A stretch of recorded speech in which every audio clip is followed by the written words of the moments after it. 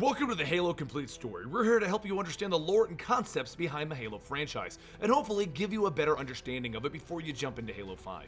Today we're going to be discussing the various factions of Halo. How else will you know who you're fighting and who you're killing with your laser rifles? These factions are the Forerunners, the Flood, the UNSC, and the Covenant. Now first up is the Forerunners and the Flood, and this actually happens in the Forerunners Saga series of books. We'll be going a lot more in depth into them later, but I'm going to give you a general idea of what happened so that you understand them generically. The Forerunners get mentioned a lot because they are a very old race, and they're the one that invented most of the technology being used. They are first mentioned in the original Halo game, and very little is mentioned about them. The story is that the precursors made the Forerunners and another of our factions really early on. And the goal was to give the Forerunners the mantle of responsibility over the galaxy. But the Precursors deemed them unworthy of this title, and therefore the Precursors decided that they needed to wipe out the race of Forerunners before they could take the mantle. The Forerunners got wind of this plan and they proceeded to exterminate all of the Precursors. But the Precursors had a plan to encode their genome into a biological powder. They would then reconstruct themselves once it was deemed safe. But as time went on, the powder became corrupt and it malfunctioned, and the creatures eventually became known as the Flood. Back with the Forerunners, they came into power once they officially exterminated all of the Precursors. They only left one Precursor alive, and he was known as the Primordial. They ruled much of the galaxy for about 100,000 years before the events of the Halo storyline, and they vowed to protect all life within the galaxy.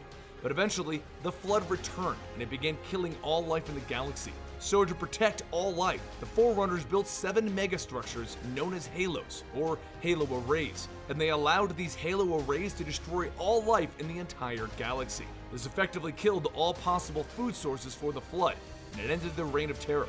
Before wiping out all life, the Forerunners collected all the various species of the galaxy so that they could reseed the galaxy afterwards. While the Forerunners are no longer with us, we do have one that was revived, the Didac, and he's the primary villain of the Halo 4 storyline.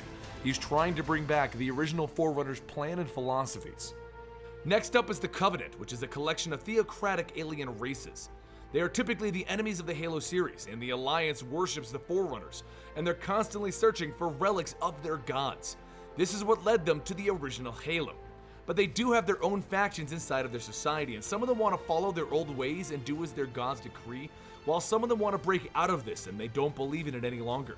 This started when the Covenant forces attacked a human colony in search of Forerunner relics, only to discover that the relics were the humans themselves. In an attempt to keep this revelation from the rest of the Covenant, one of the political leaders chose to tell his forces to wipe out all of the humans, which led the Covenant to find the Halos. But once we reach Halo 2, the elites found out the truth of this plan, and they teamed up with humanity to stop the Covenant from activating the rest of the Halos, because the Covenant believed that the Halos would bring them to their paradise, while everyone else believed they were going to kill the entire galaxy. Next, we have the UNSC, or the United Nations Space Command.